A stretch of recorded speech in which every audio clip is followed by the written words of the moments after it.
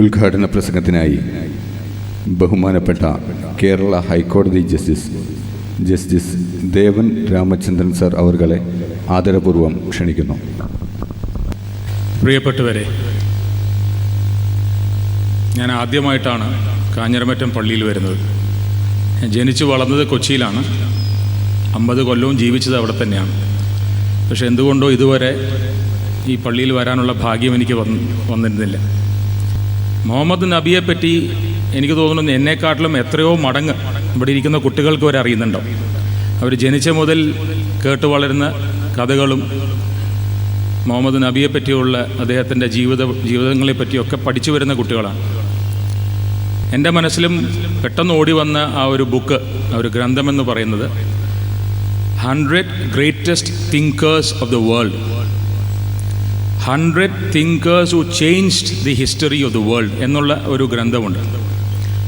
100 ചിന്തകർ ഇന്ന് ലോകത്തിനെ മാറ്റിമറിക്കുന്ന 100 പേരിൽ പ്രഥമൻ മുഹമ്മദ് നബിയാണ്. മുഹമ്മദ് നബിയെപ്പറ്റി നമ്മൾ സംസാരിക്കുമ്പോൾ എന്നെ സംബന്ധിച്ചിടത്തോളം എനിക്കൊരു കൂടുതലൊരു അട്രാക്ഷൻ ഉണ്ട്. എന്താണെന്ന് വെച്ചാൽ, മുഹമ്മദ് നബി എല്ലാ കാര്യങ്ങളും ഉള്ള പോലെ തന്നെ അദ്ദേഹം ഒരു ന്യായാധിപനായിരുന്നു.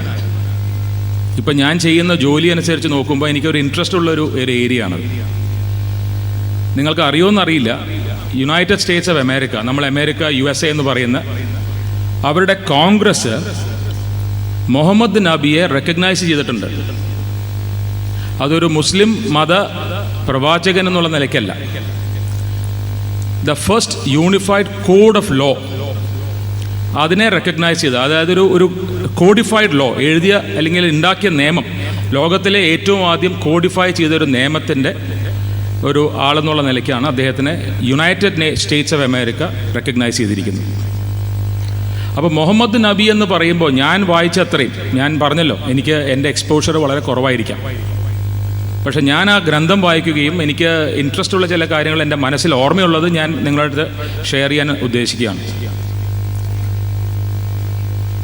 571 AD എന്നോ മറ്റുമാണ് അദ്ദേഹം ജനിച്ചത്. 1062 കൊല്ലമാണ് ജീവിച്ചതെന്നാണ് എൻ്റെ ഓർമ്മ. 63. ഈ 63 കൊല്ലം ഒരു സാധാരണ ഒരു മനുഷ്യൻ്റെ ആയുസ് എന്ന് വെച്ചാൽ എനിക്കിനി അടുത്ത ഒരു 10-12 കൊല്ലമേ ഉള്ളൂ അതിലേക്കെത്താൻ. അതിനുള്ളിൽ ഒരു കാലഘട്ടത്തിൽ അല്ലെങ്കിൽ എത്രയോ സെഞ്ചുറീസ് ചെയ്യാൻ പറ്റുന്ന കാര്യങ്ങളാണ് അദ്ദേഹം ചെയ്തത്. അദ്ദേഹത്തിൻ്റെ പ്രസക്തിയും അതുതന്നെയാണ്. അത് മുസ്ലിം വേൾഡിൽ മാത്രമല്ല, എല്ലാവരിലും. എന്നെപ്പോലെ, ഞാനൊരു മുസ്ലിം അല്ലാന്നിട്ട് പോലും മുഹമ്മദ് നബി എന്നെ ഇൻഫ്ലുവൻസ് ചെയ്യുന്നത് ഒരു പെർട്ടിക്കുലർ ഒരു ഏരിയയിൽ മാത്രമല്ല, ഒരു മുസ്ലിം മത പ്രവാചകൻ എന്നുള്ള നിലയ്ക്കല്ല. ഞാനിങ്ങനെ അദ്ദേഹത്തിൻ്റെ ജീവിതം വായിക്കുമ്പോൾ, കുട്ടികൾ കേൾക്കണം, ജീവിതം വായിക്കുമ്പോൾ നമ്മൾ തിരിഞ്ഞ് നടക്കേണ്ട ഒരു സമയമാണ്. കാര്യം 1400 കൊല്ലം മറ്റുമായി അദ്ദേഹം നമ്മളെ വിട്ടുപോയിട്ട്. എന്നാലും അതിൻ്റെ പ്രസക്തി എന്താണെന്ന് ആലോചിച്ച് കഴിഞ്ഞാൽ, അദ്ദേഹം തൊടാത്ത ഒരു മേഖലയില്ല, ഒരു മേഖലയുമില്ല. നമ്മൾ അദ്ദേഹത്തിൻ്റെ ജീവിതത്തിലൂടെ തിരിഞ്ഞു നടന്നാൽ, അദ്ദേഹം ഒരു അനാഥ ബാലനായി തുടങ്ങി, അദ്ദേഹം ഒരു ആട്ടിടനായ ഒരു മുഹമ്മദ്, വ്യാപാരിയായ മുഹമ്മദ്, ഒരു ഭർത്താവായ മുഹമ്മദ്, സൽപുത്രനായ മുഹമ്മദ്, ഒരു താത്വിക ചിന്തകനായ മുഹമ്മദ്, ഒരു ഹ്യൂമൻ റൈറ്റ്സ് എന്ന് നമ്മൾ ഇന്ന് പറയുന്ന മനുഷ്യാവകാശ പ്രവർത്തകനായ മുഹമ്മദ്, അങ്ങനെ എല്ലാ ഫാസറ്റിലും പടയാളിയായ മുഹമ്മദ്, സർവ സൈന്യാധിപനായ മുഹമ്മദ്,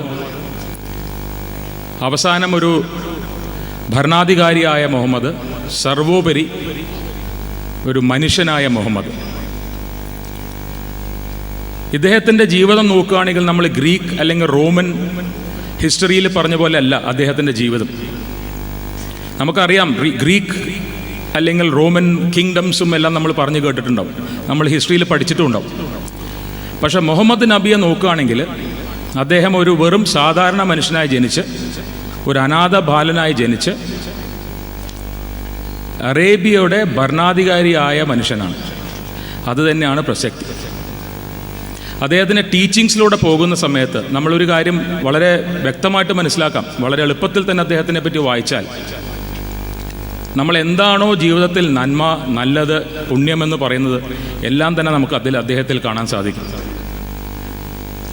അദ്ദേഹത്തിൻ്റെ ഏറ്റവും എന്നെ ആകർഷിച്ച ചില ചെറിയ ചെറിയ കാര്യങ്ങൾ, അദ്ദേഹത്തിൻ്റെ ടീച്ചിങ്സിൽ എന്നെ ആകർഷിച്ചത്, ഒരു മകൻ എന്നുള്ള നിലയ്ക്ക് അദ്ദേഹം പറഞ്ഞ അമ്മയുടെ കാൽ ചുവട്ടിലാണ് സ്വർഗം, അച്ഛൻ്റെ വേർപ്പാണ് ഒരു കുടുംബത്തിൻ്റെ ആധാരം. ഒരു ഭർത്താവ് എന്നുള്ള നിലയ്ക്ക് അദ്ദേഹം പറയുന്നത് ഭാര്യയെ ഒരു നോട്ടം കൊണ്ട് പോലും നമ്മൾ വിഷമിപ്പിക്കാൻ പാടില്ല, ഭർത്താവിനെ ശപിക്കാൻ പാടില്ല, സ്ത്രീകളെ ഏറ്റവും അധികം ബഹുമാനിക്കണം. പുരുഷന് മൊഴി ചൊല്ലാനുള്ള അതേ റൈറ്റ് അദ്ദേഹം സ്ത്രീകൾക്കും കൊടുത്തിരുന്നു.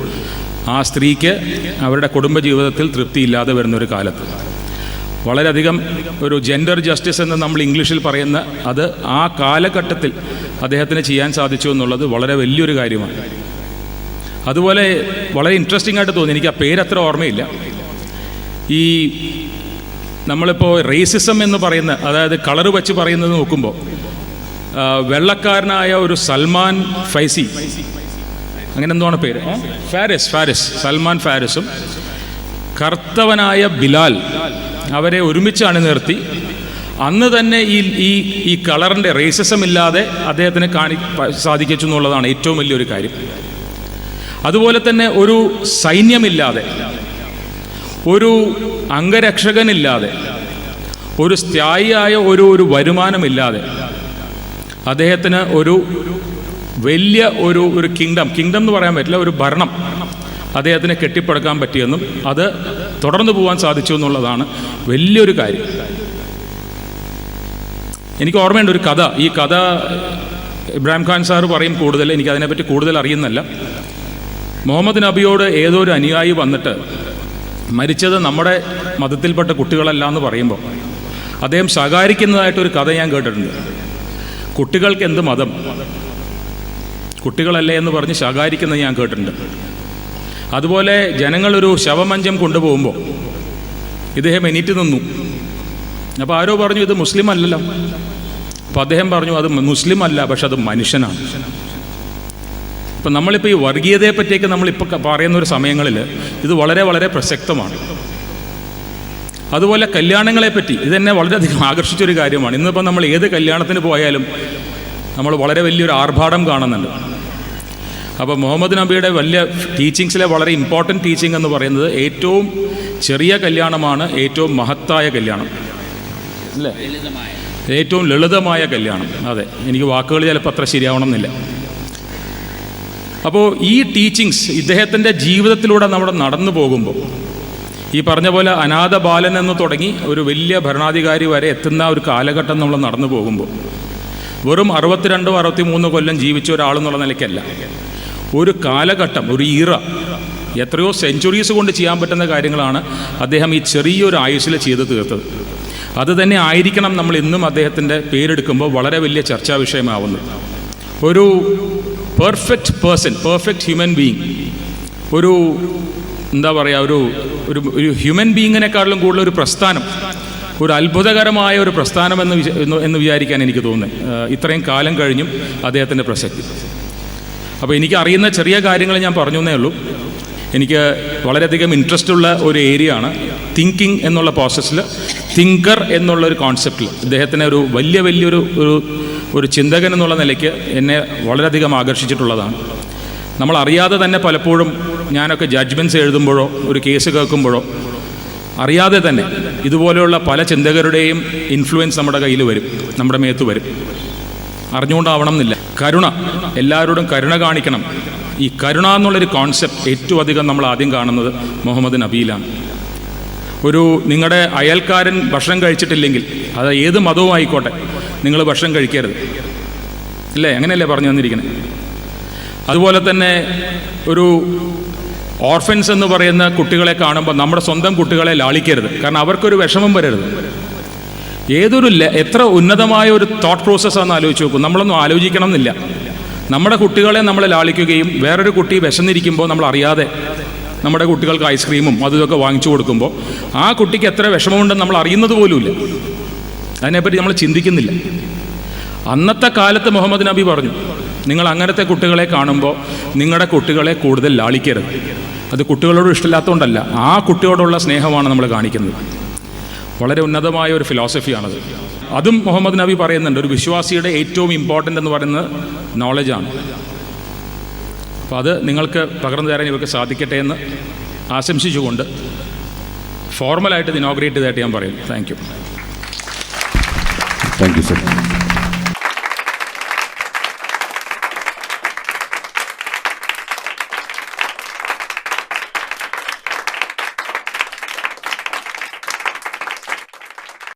ഉദ്ഘാടന പ്രസംഗത്തിനായി ബഹുമാനപ്പെട്ട കേരള ഹൈക്കോടതി ജസ്റ്റിസ് ദേവൻ രാമചന്ദ്രൻ സർ അവർകളെ ആദരപൂർവ്വം ക്ഷണിക്കുന്നു. പ്രിയപ്പെട്ടവരെ, ഞാൻ ആദ്യമായിട്ടാണ് കാഞ്ഞിരമറ്റം പള്ളിയിൽ വരുന്നത്. ഞാൻ ജനിച്ചു വളർന്നത് കൊച്ചിയിലാണ്, 50 കൊല്ലവും ജീവിച്ചത് അവിടെ തന്നെയാണ്. പക്ഷെ എന്തുകൊണ്ടോ ഇതുവരെ ഈ പള്ളിയിൽ വരാനുള്ള ഭാഗ്യം എനിക്ക് വന്നിരുന്നില്ല. മുഹമ്മദ് നബിയെപ്പറ്റി എനിക്ക് തോന്നുന്നു എന്നെക്കാട്ടിലും എത്രയോ മടങ്ങ് ഇവിടെ ഇരിക്കുന്ന കുട്ടികൾക്ക് വരെ അറിയുന്നുണ്ടാവും. അവർ ജനിച്ച മുതൽ കേട്ട് വളരുന്ന കഥകളും മുഹമ്മദ് നബിയെപ്പറ്റിയുള്ള അദ്ദേഹത്തിൻ്റെ ജീവിതങ്ങളെപ്പറ്റിയൊക്കെ പഠിച്ചു വരുന്ന കുട്ടികളാണ്.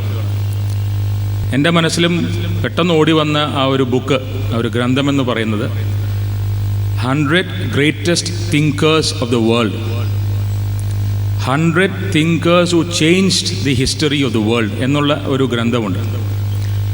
100 ചിന്തകർ ഇന്ന് ലോകത്തിനെ മാറ്റിമറിക്കുന്ന 100 പേരിൽ പ്രഥമൻ മുഹമ്മദ് നബിയാണ്. മുഹമ്മദ് നബിയെപ്പറ്റി നമ്മൾ സംസാരിക്കുമ്പോൾ എന്നെ സംബന്ധിച്ചിടത്തോളം എനിക്കൊരു കൂടുതലൊരു അട്രാക്ഷൻ ഉണ്ട്. എന്താണെന്ന് വെച്ചാൽ, മുഹമ്മദ് നബി എല്ലാ കാര്യങ്ങളും ഉള്ള പോലെ തന്നെ അദ്ദേഹം ഒരു ന്യായാധിപനായിരുന്നു. ഇപ്പം ഞാൻ ചെയ്യുന്ന ജോലി അനുസരിച്ച് നോക്കുമ്പോൾ എനിക്കൊരു ഇൻട്രസ്റ്റ് ഉള്ളൊരു ഏരിയ ആണത്. നിങ്ങൾക്ക് അറിയുമെന്നറിയില്ല, യുണൈറ്റഡ് സ്റ്റേറ്റ്സ് ഓഫ് അമേരിക്ക, നമ്മൾ അമേരിക്ക USA എന്ന് പറയുന്ന അവരുടെ കോൺഗ്രസ് മുഹമ്മദ് നബിയെ റെക്കഗ്നൈസ് ചെയ്തിട്ടുണ്ട്. അതൊരു മുസ്ലിം മത പ്രവാചകൻ എന്നുള്ള നിലയ്ക്കല്ല, the first unified code of law അതിനെ റെക്കഗ്നൈസ് ചെയ്ത്, അതായത് ഒരു കോഡിഫൈഡ് ലോ എഴുതിയ അല്ലെങ്കിൽ ഉണ്ടാക്കിയ നിയമം, ലോകത്തിലെ ഏറ്റവും ആദ്യം കോഡിഫൈ ചെയ്തൊരു നിയമത്തിൻ്റെ ഒരു ആളെന്നുള്ള നിലയ്ക്കാണ് അദ്ദേഹത്തിനെ United States of America recognise ചെയ്തിരിക്കുന്നത്. അപ്പോൾ മുഹമ്മദ് നബി എന്ന് പറയുമ്പോൾ ഞാൻ വായിച്ച അത്രയും, ഞാൻ പറഞ്ഞല്ലോ എനിക്ക് എൻ്റെ എക്സ്പോഷർ വളരെ കുറവായിരിക്കാം, പക്ഷെ ഞാൻ ആ ഗ്രന്ഥം വായിക്കുകയും എനിക്ക് ഇൻട്രസ്റ്റ് ഉള്ള ചില കാര്യങ്ങൾ എൻ്റെ മനസ്സിൽ ഓർമ്മയുള്ളത് ഞാൻ നിങ്ങളുടെ അടുത്ത് ഷെയർ ചെയ്യാൻ ഉദ്ദേശിക്കുകയാണ്. 571 AD എന്നോ മറ്റോ ആണ് അദ്ദേഹം ജനിച്ചത്. 1062 കൊല്ലമാണ് ജീവിച്ചതെന്നാണ് എൻ്റെ ഓർമ്മ. 63. ഈ 63 കൊല്ലം ഒരു സാധാരണ ഒരു മനുഷ്യൻ്റെ ആയുസ് എന്ന് വെച്ചാൽ എനിക്കിനി അടുത്ത ഒരു 10-12 കൊല്ലമേ ഉള്ളൂ അതിലേക്കെത്താൻ. അതിനുള്ളിൽ ഒരു കാലഘട്ടത്തിൽ അല്ലെങ്കിൽ എത്രയോ സെഞ്ചുറീസ് ചെയ്യാൻ പറ്റുന്ന കാര്യങ്ങളാണ് അദ്ദേഹം ചെയ്തത്. അദ്ദേഹത്തിൻ്റെ പ്രസക്തിയും അതുതന്നെയാണ്. അത് മുസ്ലിം വേൾഡിൽ മാത്രമല്ല, എല്ലാവരിലും.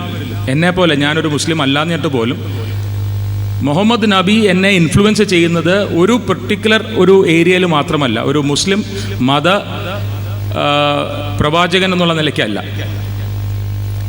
ഞാനിങ്ങനെ അദ്ദേഹത്തിൻ്റെ ജീവിതം വായിക്കുമ്പോൾ, കുട്ടികൾ കേൾക്കണം, ജീവിതം വായിക്കുമ്പോൾ നമ്മൾ തിരിഞ്ഞ് നടക്കേണ്ട ഒരു സമയമാണ്. കാര്യം 1400 കൊല്ലം മറ്റുമായി അദ്ദേഹം നമ്മളെ വിട്ടുപോയിട്ട്. എന്നാലും അതിൻ്റെ പ്രസക്തി എന്താണെന്ന് ആലോചിച്ച് കഴിഞ്ഞാൽ, അദ്ദേഹം തൊടാത്ത ഒരു മേഖലയില്ല, ഒരു മേഖലയുമില്ല.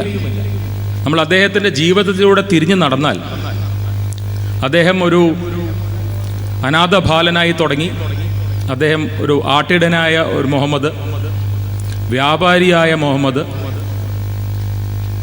ഒരു ഭർത്താവായ മുഹമ്മദ്, സൽപുത്രനായ മുഹമ്മദ്, ഒരു താത്വിക ചിന്തകനായ മുഹമ്മദ്, ഒരു ഹ്യൂമൻ റൈറ്റ്സ് എന്ന് നമ്മൾ ഇന്ന് പറയുന്ന മനുഷ്യാവകാശ പ്രവർത്തകനായ മുഹമ്മദ്, അങ്ങനെ എല്ലാ ഫാസറ്റിലും പടയാളിയായ മുഹമ്മദ്, സർവ സൈന്യാധിപനായ മുഹമ്മദ്, അവസാനം ഒരു ഭരണാധികാരിയായ മുഹമ്മദ്, സർവോപരി ഒരു മനുഷ്യനായ മുഹമ്മദ്. ഇദ്ദേഹത്തിൻ്റെ ജീവിതം നോക്കുകയാണെങ്കിൽ നമ്മൾ ഗ്രീക്ക് അല്ലെങ്കിൽ റോമൻ ഹിസ്റ്ററിയിൽ പറഞ്ഞ പോലെ അല്ല അദ്ദേഹത്തിൻ്റെ ജീവിതം. നമുക്കറിയാം ഗ്രീക്ക് അല്ലെങ്കിൽ റോമൻ കിങ്ഡംസും എല്ലാം നമ്മൾ പറഞ്ഞു കേട്ടിട്ടുണ്ടാവും, നമ്മൾ ഹിസ്റ്ററിയിൽ പഠിച്ചിട്ടുണ്ടാവും. പക്ഷേ മുഹമ്മദ് നബിയെ നോക്കുകയാണെങ്കിൽ അദ്ദേഹം ഒരു വെറും സാധാരണ മനുഷ്യനായി ജനിച്ച്, ഒരു അനാഥ ബാലനായി ജനിച്ച് അറേബ്യയുടെ ഭരണാധികാരിയായ മനുഷ്യനാണ്. അതുതന്നെയാണ് പ്രസക്തി. അദ്ദേഹത്തിൻ്റെ ടീച്ചിങ്സിലൂടെ പോകുന്ന സമയത്ത് നമ്മളൊരു കാര്യം വളരെ വ്യക്തമായിട്ട് മനസ്സിലാക്കാം. വളരെ എളുപ്പത്തിൽ തന്നെ അദ്ദേഹത്തിനെ പറ്റി വായിച്ചാൽ നമ്മൾ എന്താണോ ജീവിതത്തിൽ നന്മ, നല്ലത്, പുണ്യമെന്ന് പറയുന്നത് എല്ലാം തന്നെ നമുക്ക് അദ്ദേഹത്തിൽ കാണാൻ സാധിക്കും. അദ്ദേഹത്തിൻ്റെ ഏറ്റവും എന്നെ ആകർഷിച്ച ചില ചെറിയ ചെറിയ കാര്യങ്ങൾ, അദ്ദേഹത്തിൻ്റെ ടീച്ചിങ്സിൽ എന്നെ ആകർഷിച്ചത്, ഒരു മകൻ എന്നുള്ള നിലയ്ക്ക് അദ്ദേഹം പറഞ്ഞ അമ്മയുടെ കാൽ ചുവട്ടിലാണ് സ്വർഗം, അച്ഛൻ്റെ വേർപ്പാണ് ഒരു കുടുംബത്തിൻ്റെ ആധാരം. ഒരു ഭർത്താവ് എന്നുള്ള നിലയ്ക്ക് അദ്ദേഹം പറയുന്നത് ഭാര്യയെ ഒരു നോട്ടം കൊണ്ട് പോലും നമ്മൾ വിഷമിപ്പിക്കാൻ പാടില്ല, ഭർത്താവിനെ ശപിക്കാൻ പാടില്ല, സ്ത്രീകളെ ഏറ്റവും അധികം ബഹുമാനിക്കണം. പുരുഷന് മൊഴി ചൊല്ലാനുള്ള അതേ റൈറ്റ് അദ്ദേഹം സ്ത്രീകൾക്കും കൊടുത്തിരുന്നു. ആ സ്ത്രീക്ക് അവരുടെ കുടുംബജീവിതത്തിൽ തൃപ്തിയില്ലാതെ വരുന്നൊരു കാലത്ത് വളരെയധികം ഒരു ജെൻഡർ ജസ്റ്റിസ് എന്ന് നമ്മൾ ഇംഗ്ലീഷിൽ പറയുന്ന അത് ആ കാലഘട്ടത്തിൽ അദ്ദേഹത്തിന് ചെയ്യാൻ സാധിച്ചു എന്നുള്ളത് വളരെ വലിയൊരു കാര്യമാണ്.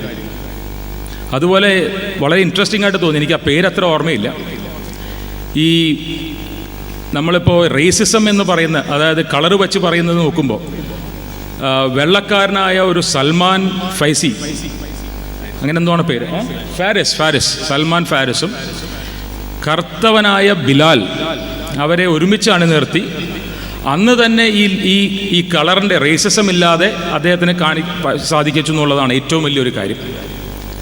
അതുപോലെ തന്നെ ഒരു സൈന്യമില്ലാതെ, ഒരു അംഗരക്ഷകനില്ലാതെ, ഒരു സ്ഥായിയായ ഒരു വരുമാനമില്ലാതെ അദ്ദേഹത്തിന് ഒരു വലിയ ഒരു കിങ്ഡം എന്ന് പറയാൻ പറ്റില്ല, ഒരു ഭരണം അദ്ദേഹത്തിന് കെട്ടിപ്പടുക്കാൻ പറ്റിയെന്നും അത് തുടർന്നു പോകാൻ സാധിച്ചു എന്നുള്ളതാണ് വലിയൊരു കാര്യം. എനിക്ക് ഓർമ്മയുണ്ട് ഒരു കഥ, ഈ കഥ ഇബ്രാഹിം ഖാൻ സാറ് പറയും കൂടുതൽ, എനിക്ക് അതിനെപ്പറ്റി കൂടുതൽ അറിയുന്നില്ല. മുഹമ്മദ് നബിയോട് ഏതോ ഒരു അനുയായി വന്നിട്ട് മരിച്ചത് നമ്മുടെ മതത്തിൽപ്പെട്ട കുട്ടികളല്ല എന്ന് പറയുമ്പോൾ അദ്ദേഹം ശകാരിക്കുന്നതായിട്ടൊരു കഥ ഞാൻ കേട്ടിട്ടുണ്ട്. കുട്ടികൾക്ക് എന്ത് മതം, കുട്ടികളല്ലേ എന്ന് പറഞ്ഞ് ശകാരിക്കുന്നത് ഞാൻ കേട്ടിട്ടുണ്ട്. അതുപോലെ ജനങ്ങളൊരു ശവമഞ്ചം കൊണ്ടുപോകുമ്പോൾ ഇദ്ദേഹം എണീറ്റ് നിന്നു. അപ്പോൾ ആരോ പറഞ്ഞു ഇത് മുസ്ലിം അല്ലല്ലോ. അപ്പോൾ അദ്ദേഹം പറഞ്ഞു അത് മുസ്ലിം അല്ല, പക്ഷെ അത് മനുഷ്യനാണ്. ഇപ്പം നമ്മളിപ്പോൾ ഈ വർഗീയതയെ പറ്റിയൊക്കെ നമ്മളിപ്പോൾ പറയുന്നൊരു സമയങ്ങളിൽ ഇത് വളരെ വളരെ പ്രസക്തമാണ്. അതുപോലെ കല്യാണങ്ങളെപ്പറ്റി ഇതെന്നെ വളരെയധികം ആകർഷിച്ചൊരു കാര്യമാണ്. ഇന്നിപ്പോൾ നമ്മൾ ഏത് കല്യാണത്തിന് പോയാലും നമ്മൾ വളരെ വലിയൊരു ആർഭാടം കാണുന്നുണ്ട്. അപ്പോൾ മുഹമ്മദ് നബിയുടെ വലിയ ടീച്ചിങ്സിലെ വളരെ ഇമ്പോർട്ടൻറ്റ് ടീച്ചിങ് എന്ന് പറയുന്നത് ഏറ്റവും ചെറിയ കല്യാണമാണ് ഏറ്റവും മഹത്തായ കല്യാണം, അല്ലേ? ഏറ്റവും ലളിതമായ കല്യാണം. അതെ, എനിക്ക് വാക്കുകൾ ചിലപ്പോൾ അത്ര ശരിയാവണമെന്നില്ല. അപ്പോൾ ഈ ടീച്ചിങ്സ് ഇദ്ദേഹത്തിൻ്റെ ജീവിതത്തിലൂടെ നമ്മുടെ നടന്നു പോകുമ്പോൾ ഈ പറഞ്ഞ പോലെ അനാഥ ബാലൻ എന്ന് തുടങ്ങി ഒരു വലിയ ഭരണാധികാരി വരെ എത്തുന്ന ഒരു കാലഘട്ടം നമ്മൾ നടന്നു പോകുമ്പോൾ വെറും 62-63 കൊല്ലം ജീവിച്ച ഒരാളെന്നുള്ള നിലയ്ക്കല്ല, ഒരു കാലഘട്ടം, ഒരു ഈറ, എത്രയോ സെഞ്ചുറീസ് കൊണ്ട് ചെയ്യാൻ പറ്റുന്ന കാര്യങ്ങളാണ് അദ്ദേഹം ഈ ചെറിയൊരു ആയുസ്സിൽ ചെയ്ത് തീർത്തത്. അത് തന്നെ ആയിരിക്കണം നമ്മൾ ഇന്നും അദ്ദേഹത്തിൻ്റെ പേരെടുക്കുമ്പോൾ വളരെ വലിയ ചർച്ചാ വിഷയമാവുന്നത്. ഒരു perfect person, perfect human being, ഒരു എന്താ പറയുക, ഒരു ഹ്യൂമൻ ബീയിങ്ങിനെക്കാളും കൂടുതൽ ഒരു പ്രസ്ഥാനം, ഒരു അത്ഭുതകരമായ ഒരു പ്രസ്ഥാനം എന്ന് വിചാരിക്കാൻ എനിക്ക് തോന്നുന്നത് ഇത്രയും കാലം കഴിഞ്ഞും അദ്ദേഹത്തിൻ്റെ പ്രസക്തി. അപ്പോൾ എനിക്ക് അറിയുന്ന ചെറിയ കാര്യങ്ങൾ ഞാൻ പറഞ്ഞു എന്നേ ഉള്ളൂ. എനിക്ക് വളരെയധികം ഇൻട്രസ്റ്റ് ഉള്ള ഒരു ഏരിയ ആണ് തിങ്കിങ് എന്നുള്ള പ്രോസസ്സിൽ, തിങ്കർ എന്നുള്ളൊരു കോൺസെപ്റ്റിൽ ഇദ്ദേഹത്തിനെ ഒരു വലിയൊരു ചിന്തകൻ എന്നുള്ള നിലയ്ക്ക് എന്നെ വളരെയധികം ആകർഷിച്ചിട്ടുള്ളതാണ്. നമ്മൾ അറിയാതെ തന്നെ പലപ്പോഴും ഞാനൊക്കെ ജഡ്ജ്മെൻറ്റ്സ് എഴുതുമ്പോഴോ ഒരു കേസ് കേൾക്കുമ്പോഴോ അറിയാതെ തന്നെ ഇതുപോലെയുള്ള പല ചിന്തകരുടെയും ഇൻഫ്ലുവൻസ് നമ്മുടെ കയ്യിൽ വരും, നമ്മുടെ മേത്ത് വരും. അറിഞ്ഞുകൊണ്ടാവണം എന്നില്ല. കരുണ, എല്ലാവരോടും കരുണ കാണിക്കണം. ഈ കരുണ എന്നുള്ളൊരു കോൺസെപ്റ്റ് ഏറ്റവും അധികം നമ്മൾ ആദ്യം കാണുന്നത് മുഹമ്മദ് നബിയിലാണ്. നിങ്ങളുടെ അയൽക്കാരൻ ഭക്ഷണം കഴിച്ചിട്ടില്ലെങ്കിൽ, അത് ഏത് മതവും ആയിക്കോട്ടെ, നിങ്ങൾ ഭക്ഷണം കഴിക്കരുത്, അല്ലേ? അങ്ങനെയല്ലേ പറഞ്ഞു തന്നിരിക്കണേ? അതുപോലെ തന്നെ ഒരു ഓർഫൻസ് എന്ന് പറയുന്ന കുട്ടികളെ കാണുമ്പോൾ നമ്മുടെ സ്വന്തം കുട്ടികളെ ലാളിക്കരുത്, കാരണം അവർക്കൊരു വിഷമം വരരുത്. എത്ര ഉന്നതമായ ഒരു തോട്ട് പ്രോസസ്സാണെന്ന് ആലോചിച്ച് നോക്കും. നമ്മളൊന്നും ആലോചിക്കണം എന്നില്ല.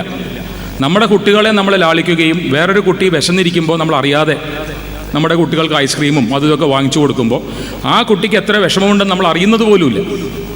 അതിനെപ്പറ്റി നമ്മൾ ചിന്തിക്കുന്നില്ല. അന്നത്തെ കാലത്ത് മുഹമ്മദ് നബി പറഞ്ഞു, നിങ്ങൾ അങ്ങനത്തെ കുട്ടികളെ കാണുമ്പോൾ നിങ്ങളുടെ കുട്ടികളെ കൂടുതൽ ലാളിക്കരുത്. അത് കുട്ടികളോട് ഇഷ്ടമില്ലാത്തതുകൊണ്ടല്ല, ആ കുട്ടിയോടുള്ള സ്നേഹമാണ് നമ്മൾ കാണിക്കുന്നത്. വളരെ ഉന്നതമായ ഒരു ഫിലോസഫിയാണത്. അതും മുഹമ്മദ് നബി പറയുന്നുണ്ട്, ഒരു വിശ്വാസിയുടെ ഏറ്റവും ഇമ്പോർട്ടൻ്റ് എന്ന് പറയുന്നത് നോളജാണ്. അപ്പോൾ അത് നിങ്ങൾക്ക് പകർന്നു തരാൻ ഇവർക്ക് സാധിക്കട്ടെ എന്ന് ആശംസിച്ചുകൊണ്ട് ഫോർമലായിട്ട് ഇത് ഇനോഗ്രേറ്റ് ചെയ്തതായിട്ട് ഞാൻ പറയും. Thank you. Thank you sir.